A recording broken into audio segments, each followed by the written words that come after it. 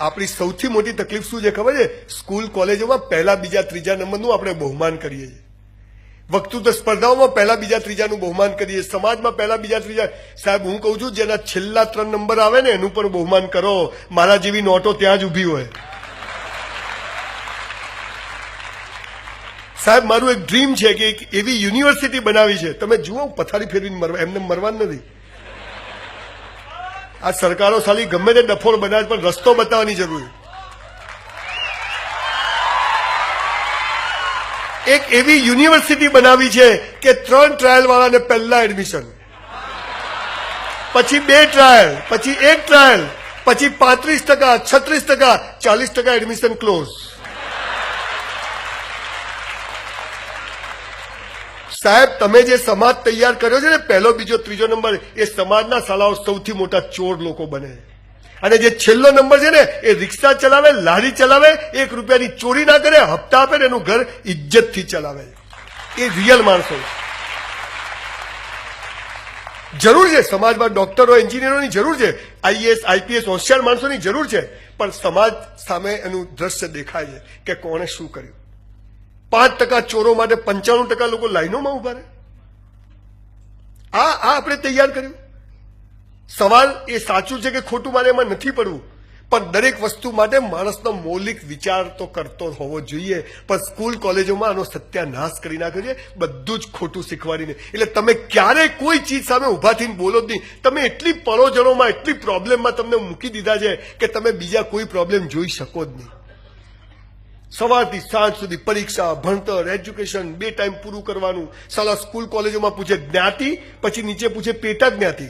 એટલે આ નોટ નથી દેખાતી તને? હું બ્રાહ્મણ વગર મિયા ભી તને ફરક હું પરત મને સમજાવ. ખરેખર આપણા નામ શું હોવા જોઈએ ખબર છે?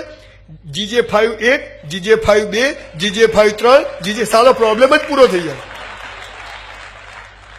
સાહેબ ધર્મ અને સેક્સ આ 2 વ્યક્તિગત ખાનગી હોવા જોઈએ.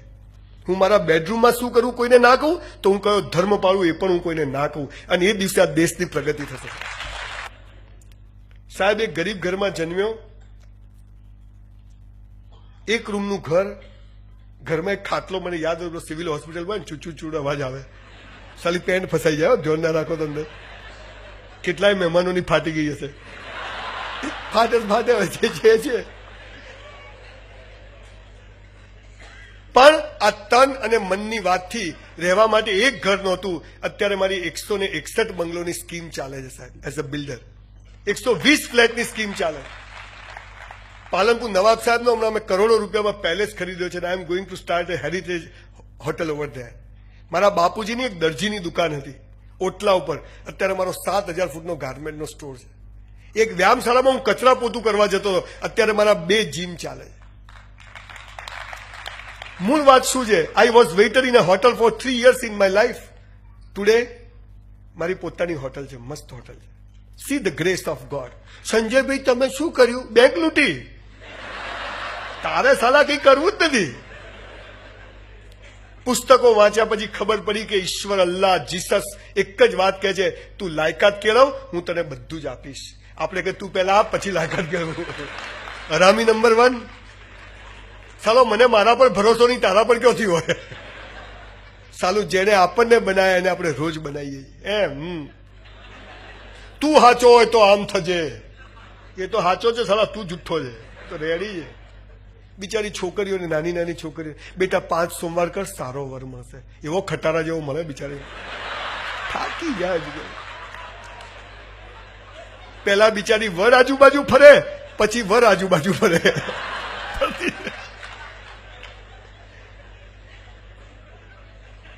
વ્યક્તિ જગાડવાની જરૂર છે. એક વ્યક્તિ જાગી જાય ને સાહેબ, એક ચાણક્ય ભરવાડને રાજા બનાવી શકે છે. હિટલર નામનો માણસ એક સામાન્ય ખેડૂતનો છોકરો કરોડો યહૂદીઓની પત્તર ઠોકી શકે છે. આ શું ના થઈ શકે? પણ આપણે આપણી જાતને જ ઓળખતા નથી. અને જાતને ઓળખવાની કોઈ એજ્યુકેશન સિસ્ટમ જ નથી. તમને ખબર છે what is education? To educate. To educate means ભીતરની શક્તિને બહાર લાવે. That is called education. આ તો કે દબાવે, દઈ જા, આગળ કયો જાય.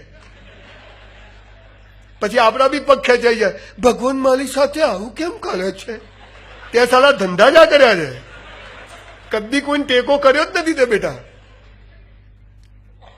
જ્યારે આપણું ધાર્યું થાય ને સાહેબ ત્યારે આપણે ખુશ થઈએ છીએ, પણ જ્યારે આપણું ધાર્યું નથી થતું ને ત્યારે માલિક ખુશ થાય છે. સાલો દુઃખી થવાનો સવાલ જ પેદા થતો નથી. જ્યારે આપણું ધાર્યું નથી થતું ત્યારે માલિક ઈશ્વર ભગવાનનું ધાર્યું થાય છે. દુઃખી થવાનો સવાલ ખરો? મારે 12માં 52% ના આવ્યા હોત ને સાહેબ, પછી એન્યુઅલ એક્ઝામમાં મારે 52 જ આવ્યા ખાલી. બધા મેડિકલમાં કે અમારા દોસ્તારો ડોક્ટર થઈ ગયા, આપણે કમ્પાઉન્ડર. એના બધી વાત યાદ આવી. અમારી એક મારા બાપા મને કહે કે બેટા કમ્પાઉન્ડરનો ઇન્ટરવ્યુ છે, તું હાલવા જાય ને. પેલું 12માં 54% આવ્યા. તો હું તો મેં કીધું બાપા દેખો ભીખ માગીશ, ચોરીઓ કરીશ, પણ નોકરી નહીં કરું. મને કહે એમ હોઉં. મારા બાપા કે તારી ઈચ્છા પર કે બેટા અનુભવ તો લઈ આવ. મેં તો હા તો જવું. એટલે હું એક ઇન્ટરવ્યુ આપવા ગયો આઈ ટેકનિશિયનનો. તો 10 જણા ઇન્ટરવ્યુ બેઠેલા, મારો 5મો નંબર, બાકીના 9 જણા દિવેલ પીધેલા હોય એકદમ ટેન્શન. અને હું એ બધાને જોઈને હસું. તે એક ભાઈ મને કે તમે, મેં તો આપણે ડાયરેક્ટ ઓળખાણ છે પેલા ટેન્શનમાં. પેલો પહેલો નંબર દિવેલ પીધેલો અંદર જાય, દિવેલ પીધેલો બહાર આવે. પછી મારો નંબર, હું તો ઉભો થઈને ફટ દિન અંદર, હું અંદર ગયો એટલે સાહેબ કે ક્યાંથી આવ્યા? મેં તો તમે આવ્યા ત્યાંથી. હવે દરવાજો એ કોઈ ઉપરથી થોડા આવે. અલા છો બધા જોરદાર હો. પછી મને કે કેટલા પગથિયા ચડીને આવ્યા? મેં કીધું 100. મને કે 10 છે. મેં તો પૂછો શું કરવા? એટલે કીધું તારે મિસ્ત્રી જોઈએ કે કમ્પાઉન્ડર જોઈએ? તારે જોઈએ છે. મને કે તમારા જેવા લોકો સમાજ માટે કલંક છે. મેં તો અમને ખબર જ છે અમે શું છીએ. તારા સર્ટિફિકેટ ફાઇલ પાછી લાવ. મને કે તો ઇન્ટરવ્યુ શું કરવા આવ્યા? મેં તો મારા બાપાએ કીધું એટલે આવ્યો. એના હાથમાંથી ફાઇલ લઈને હું બહાર આવ્યો. બહાર હસતો એટલે પેલા 4 જણા કે મને કે શું થયું? મેં કીધું પાસ. પેલા ઉભા થઈને જતા રહ્યા. આ સાલો આપણો કોન્ફિડન્સ, આ આપણું વ્યક્તિત્વ. પછી ફિયરલેસ લાઈફની ગમે એટલી કરો, ફાતડાઓ તૈયાર થાય સમાજમાં, તો શું થાય નહીં. સાહેબ એક આટલો મોટો પથ્થર હોય ને, પથ્થર જ હોય, આપણને બધાને આ પથ્થર જ દેખાય, પણ એક મૂર્તિકાર હોય ને એને મૂર્તિ દેખાય. એ શું કરે છે ખબર છે? પથ્થરને એમાંથી વધારાનો ભાગ કાઢી નાખે. શું કરે? વધારાનો ભાગ કાઢે ને એટલે અંદરથી બેસ્ટ મૂર્તિ બહાર આવી જાય. આપણે આપણા જીવનમાંથી કશું ઉમેરવાનું નથી, ખાલી વધારાનું કાઢી નાખો ને એટલે આપણા અંદરનું બેસ્ટ વ્યક્તિત્વ બહાર આવી જાય. આટલું જ જીવનનું હતું.